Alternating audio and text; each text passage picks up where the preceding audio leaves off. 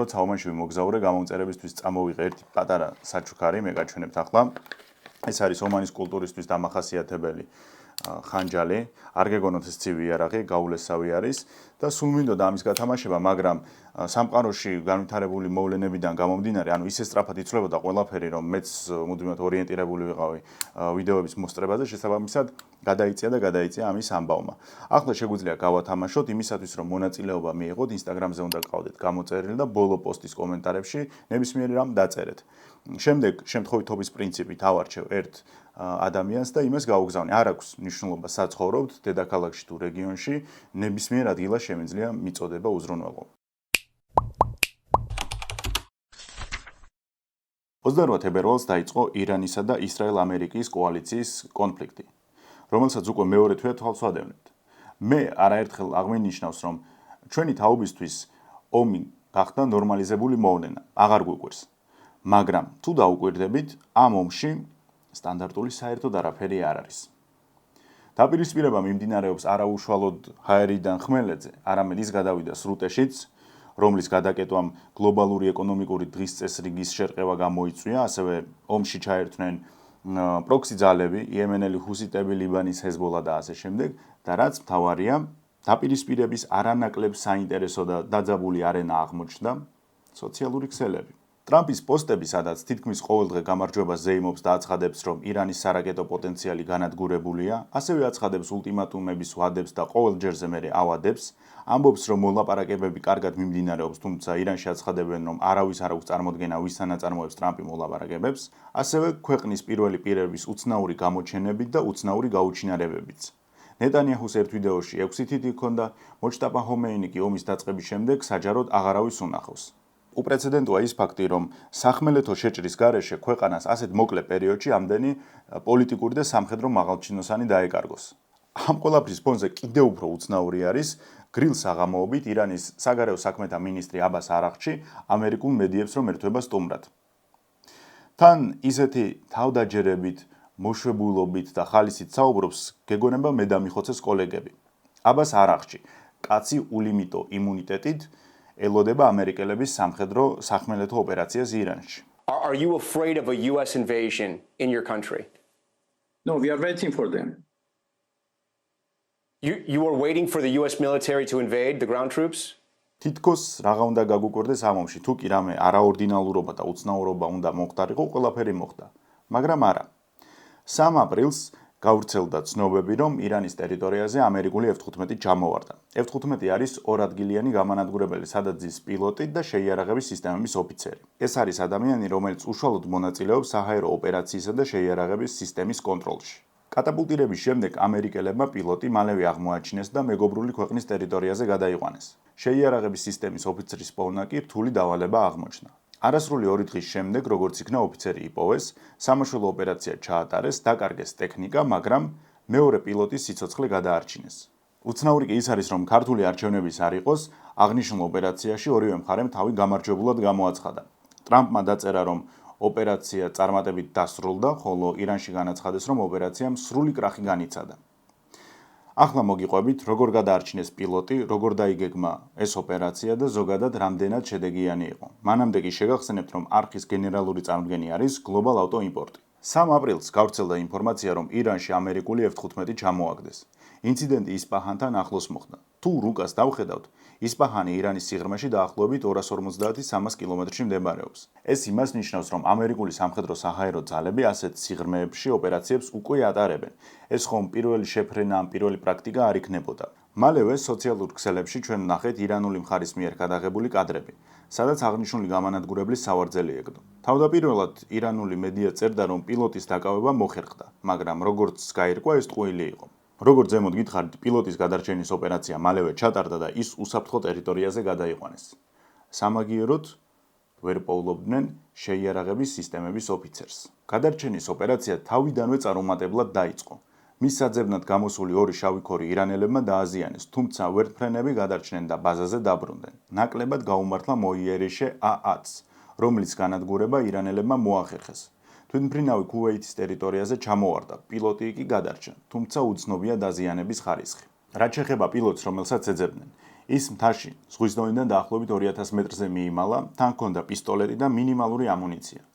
სხვათა შორის, ეს საინტერესო საკითხია, იმიტომ რომ ბევრი კითხვა არსებობდა პილოტის გადარჩენის უნარებზე. უნდა გვესმოდეს, რომ პილოტი ეს არის გადამზადებული სპეციალისტი, რომელიც მზად არის ნებისმიერი ამოცანისთვის და გამოწვევისთვის. გამანადგურებლის პილოტის სწავლება რამდენიმე მილიონი დოლარი ჯდება. ძირითადად 8-12 მილიონ დოლარზეა საუბარი. გააჩნია პროგრამას და გამანადგურებლის ტიპს. გარდა იმისა, რომ უმაღლესი მომზადება და სწავლება აქვთ უშუალოდ პილოტირებაში, ისინი ასევე გადიან რთულ კლიმატურ ფორსმაჟორულ გარემოში გადარჩენის კურსებს. ეს ლოგიკურიც არის, იმიტომ რომ თუ კი პილოტს უწევს კატაპულტირება, ხშირ შემთხვევაში ის ჩამოواردება მოწინააღმდეგის ტერიტორიაზე, უცხო რელიეფზე, ველურ პირობებში და მისი თავდაპირველი ამოცანა არის მოშორდეს ჩამოვარდნის წერტილს და რაც შეიძლება დიდხანს გაწლოს შეუმჩნევლად უსაფრთხო ლოკაციაზე. გარდა ამისა, აქვთ საკვებისა და წყლის შეზღუდული რაოდენობა, ენერგეტიკული ბარები, შოკოლადი, სამედიცინო ატრიბუტები, რა თქმა უნდა, ეს ყველაფერი მცირე დოზით. შოკოლადი, როგორც წესი, მოკლე პერიოდში დიდ ენერგიას გაძლევს. შაქარი და ცხიმია მალევე შედის სისხლში და ენერგიას აძლევს ადამიანს. სხვათა შორის, როდესაც რუსლან გელაევი გადმოდიოდა რუსეთიდან საქართველოს საზღვარზე და სასიკვდილოდ დაიჭრა, როდესაც იპოვეს, გახსნილი ჰქონდა შოკოლადები, თუ ზუსტად მახსოვს, ეს იყო სნიკერსი. პილოტს რომ დაუბრუნდეთ, მათ აქვთ დაცული კავშირის არხი და ასევე ლოკაციის დამდგენი, მაგრამ ასწავლიან, რომ ორივე მათგანი უნდა გამოიყენოს შეზღუდულად და არა მუდმივად ან ხშირად. მოკლედ, პირველ ეტაპზე მთავარია, რომ პილოტმა უსაფრთხო ადგილას შეაფაროს თავი, დაიმალოს და დაელოდოს ევაკუაციას. შესაბამისად, პილოტი თავიდან თავის სიგნალს არ გასცემდა, იმიტომ რომ ეშინოდა, რომ ამერიკელებთან ერთად ის შეიძლება ირანელებსაც გადაეჭირათ. ანუ ჩამოვარდნის შემდეგ ამერიკელებმა რეალურად არ იცოდნენ, სად იმყოფებოდა მათი პილოტი. როგორც კი პირველად გადასცა ადგილსამყოფელის სიგნალი, დაიწყო დიდი დაპირისპირება ამერიკასა და ირანს შორის. აქ ძალიან საინტერესოა CIA-ის მოქმედება. მათ შეიმუშავეს დეზინფორმაციის გეგმა და სცადეს ირანელებისთვის თავგზის საბნევა. მიზანი იყო ის, რომ პილოტთან სიახლოვეს არ დაეშვათ მტრები. CIA-ემ მიზანმიმართულად დაიწყო მედია კამპანიის გავრცელება, რომ შტატებმა მეორე პილოტიც იპოვა და ის სახმელეთო ოპერაციის მეშვეობით გაჰყავდათ ქვეყნიდან. თან სამხედრო ავიაციამ დაიწყო ახლო გზების დაბომბვა, რითაც ირანელებს გაუმყარეს ეჭვი, რომ მართლა მანქანით გაყავდათ პილოტი და ახლა საცეცხლე მხარდაჭერას უზრუნველყოფდნენ. პარალელურად ირანში გამოცხადდა ჯილდო.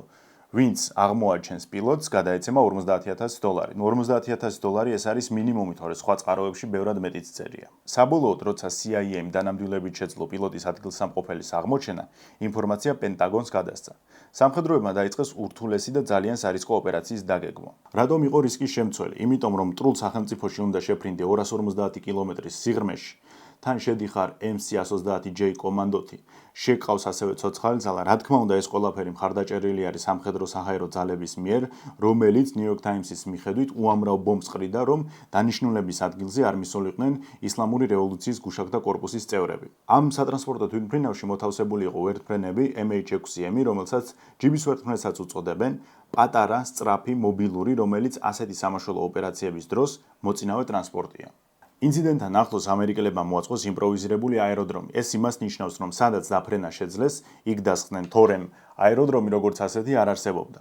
სხვათა შორის, MC-130 ასეთი ოპერაციებისთვის ზედგამოჭრილია, იმიტომ რომ შეუძლია დაბლა ფრენა და არ სჭირდება დიდი მონაკვეთი ასაფრენად ან დასაფრენად. ასევე რაც მთავარია, შეუძლია დაჯდეს უდაბნოში, ქვიშაში და ზოგადად არაერთგვაროვან ზედაპირზე. იმპროვიზირებული აეროდრომიდან MH6M გაფრინდა მთის მწვერვალისკენ, აიყვანა მფრინავი და დაბრუნდა ეგრეთ წოდებულ აეროდრომზე.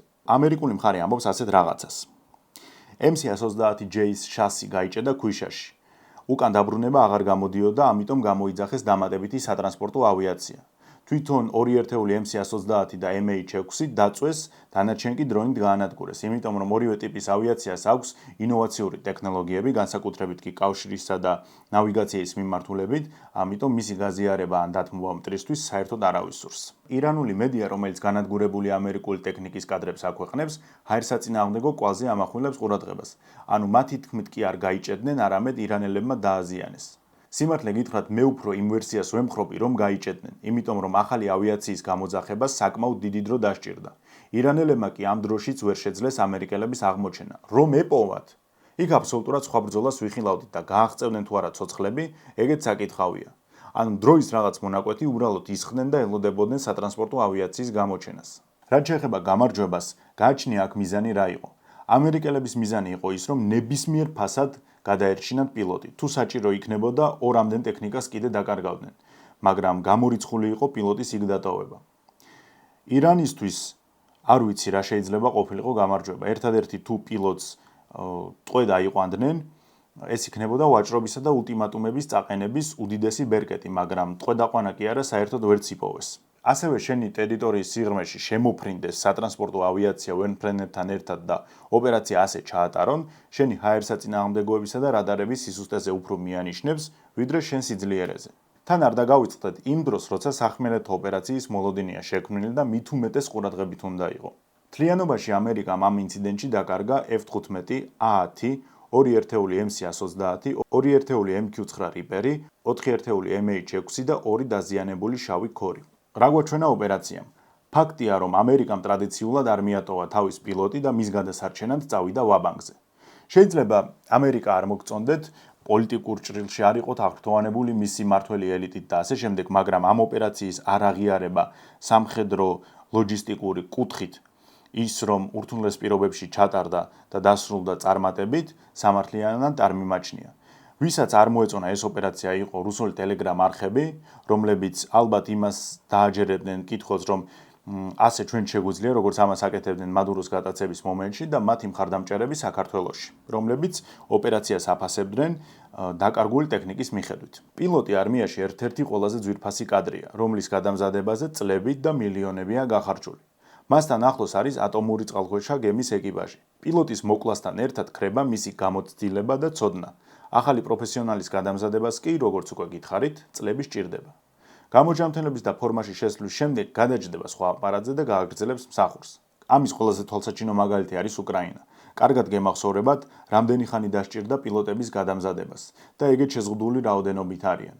გემახსოვრებათ, რა კრიტერიუმებით და როგორ გულდასმით არჩევდნენ პოტენციურ კანდიდატებს, რომლებიც F-16-ის პილოტები უნდა გამხდარიყვნენ. ანუ 40 მილიონიან ერშიც კი რთული იყო შესაბამისი კომპეტენციის და ცოდნის ადამიანების შერჩევა, უბრალოდ შესაბამისი პოტენციალის ადამიანების შერჩევა. წარმოიდგინეთ, ახლა რა ურჩევნია უკრაინას დაკარგოს F-16 თუ დაკარგოს პილოტი, რომელსაც ვერც ჩაანაცვლებს. მე მაგალითად ამ ამბავში ყველაზე მეტად მორალური ნაწილი მომწონს. ნებისმიერი ქვეყანა, ნებისმიერი ერი, რომელიც თავის თავს პატივს ცემს, უნდა ისწრაფოდეს, საზოგადოებას დააჯეროს და საქმითაც დაუმტკიცოს, რომ შენ სიცოცხლეს ძალიან დიდი ფასი აქვს და მის გამოსახსნელად სახელმწიფო ნებისმიერ ძალას და ღონეს მიმართავს. თუნდაც მტრულ ქვეყანაში შეფრენა და სპეცოპერაციის ჩატარება მოუწიოს. შეგახსენებთ, რომ არხის მხარდამჭერი არის კეტოგენჯის ერთ-ერთი საუკეთესო და გამორჩეული პროდუქტი Brain Optimizer-ი, რომელიც აუმჯობესებს აზროვნების სისწრაფეს, ფოკუსირების უნარს, მეხსიერებას და ათვისების სისწრაფეს. მე ყველაზე ხშირად იმ ადამიანებს უწევ რეკომენდაციას, ვინც დიდ დროს ანდომებს მონაცემებთან მუშაობას. იმიტომ რომ ჩვენი ტვინი მთელი დღის განმავლობაში უამრავ ინფორმაციას იღებს, აანალიზებს და იღლება. ეს კი იდეალური საშუალება არის ის, რომ გონება ტონუსში მოვიდეს. შესაძენად მიბრძანდით ვაჟა-ფშაველას 12-ში ან გამოიწერეთ საიტიდან. 25 მარტს ისპაჰანის ერთ-ერთ გარეუბანში ისრაელმა წერტილოვანი დარტყმები განახორციელა, რასაც მინიმუმ 10 ადამიანი ემსხვერპლა. აქედან მხოლოდ ერთი იყო ისრაელელების სამიზნე, ისლამური რევოლუციის გუშაგთა კორპუსის მაღალჩინოსანი ჰასან ხოდსიანი. ქართულ მედიაში ეს ინციდენტი მხოლოდ იმით იყო საინტერესო, რომ მოკლულებს შორის წარმოშობით ქართველებიც იყვნენ. მოგვიანებით ირანის საელჩომ საქართველოში დაწერა პოსტი, რომ შეერთებული შტატებისა და სიონისტური რეჟიმის მიერ ირანის ისლამური რესპუბლიკის წინააღმდეგ გაჩაღებულმა ომმა მრავალთა შორის შეიწირა ფერეიდუნ შაჰრში მცხოვრები 10 წარმოშობით ქართველი ირანელის სიცოცხლე. ფერეიდუნ შაჰრი იგივე მარტყოფი ფერეიდანში მდებარეობს. მანიპულირებდა თუ არა საელჩო, როდესაც პოსტში ფერეიდან შაჰრი ახსენა, უცნობი არის. ფაქტი ის არის, რომ ეს ქალაქი ისპაჰანიდან დაახლოებით 160 კილომეტრის მოშორებით მდებარეობს, ანუ აბსოლუტურად სხვა ლოკაციაზე მოხდა ინციდენტი და აბსოლუტურად სხვა ლოკაცია წერია პოსტში. შეიძლება გათვლა ის იყო, რომ ქართულ საზოგადოებაში უფრო მეტ სენტიმენტებს გამოიწვევდა ეს ამბავი, თუ ისტორიულ ფერეიდანს ან მის ქალაქს ახსენებდა საელჩო. ნებისმიერ შემთხვევაში პოსტში დღემდე ფერეიდუნ შაჰრი წერია, რაც ტყუილია. მე ამას გეუბნებით ფერეიდნელებთან გადამოწმების საფუძველზე. ახლა დაუბრუნდეთ ამბავს. ქართულ მედიაში არ დაიწერა კონკრეტულად ვისი ლიკვიდაცია მოხდა. ჰასან ხოდსიანი იყო ისლამური რევოლუციის გუშაგთა კორპუსის მაღალჩინოსანი. რეალურად მისი სახელი და გვარია ჰასან ხუციშვილი. რადგან კოალიციისთვის ისლამური რევოლუციის გუშაგთა კორპუსის მაღალჩინოსნების ბევრი მისამართი ცნობილია, ჰასანმა ჩათვალა, რომ უსაფრთხო იქნებოდა თუ მამის სახლში ისპაჰანში შეაფარებდა თავს. კოალიციამ მისი ადგილსამყოფელი შესახებ მაინც გაიგო და წერტილოვანი ერიში მიიტანა. უცნობია კონკრეტულად როგორ გაიგეს სადიმალებო და სავარაუდოდ მოხდა სატელეფონო ან რადიო ხაზის გადაჭერა. სამწუხაროდ დარტყმის დროს სახლში იმყოფებოდნენ ჰასან ხუციშვილის მამის ოჯახის წევრები, თვითონ მამა, დედა და ჰასანის მეუღლე და შვილი. ისინი ადგილზევე გარდაიცვალნენ. ასევე იერი შეეწირა სახლის 4 მეზობელი, წარმოშობით ქართველები, გვარად ონიკაშვილები და 4-5 ქურთი. ამ კადრებში მეზობელი ყვება, რომ აფეთქების დარტყმამ მის სახლს ფანჯრები ჩაუმსხვრია, ხოლო ერთ მომენტში, სადაც ხედავთ სპეცტექნიკას, იქ იყო ხუციშვილის ძმის სახლი. ეს იყო ამ დღეების ყველაზე გამორჩეული სიახლეები, ჩემთვის პირადად მეორე ამბავი უფრო საინტერესო იყო, იმიტომ რომ ქართულ მედიაში ის ფართოდ არ გაშუქდა, ვინ მოკლეს, რატომ მოკლეს, ასევე საელჩოს პოსტი. უცნაურია, რატომ აქვს შეცვლილი ლოკაცია და არასწორად აქვს მითითებული ის, თუმცა ახლა ამ ეტაპზე ამას უკვე არსებითად მნიშვნელობა არ აქვს. როგორც გითხარით, მე ვესაუბრე ფერეიდნელებს, ასეთი საინტერესო დეტალები გამიზიარეს და საჭიროდ ჩავთვალე, რომ თქვენთვისაც საინტერესო იქნებოდა. ასეთი გამოვიდა დღევანდელი ჩვენი ეპიზოდი. თუ მოგეწონათ ვიდეო, დაალაიქეთ, გამომიწერეთ, ასევე შეგიძლიათ გახდეთ ფასიანი გამომწერი Patreon-ზე, ამით არხის განვითარებაში ჩათვალეთ, რომ უდიდესი წვლილი შეგაქვთ. შემდეგ ეპიზოდს რაც შეეხება. არხის ისტორიაში ეს იქნება ერთ-ერთი არა, ალბათ ყველაზე დიდი ეპიზოდი. ჩაწერილია სავარაუდოდ ერთი კვირა დამჭირდება, არ დაგასპოილერებთ ჯერ, დეტალებს დავწერ უკვე Telegram-ზე. დროებით.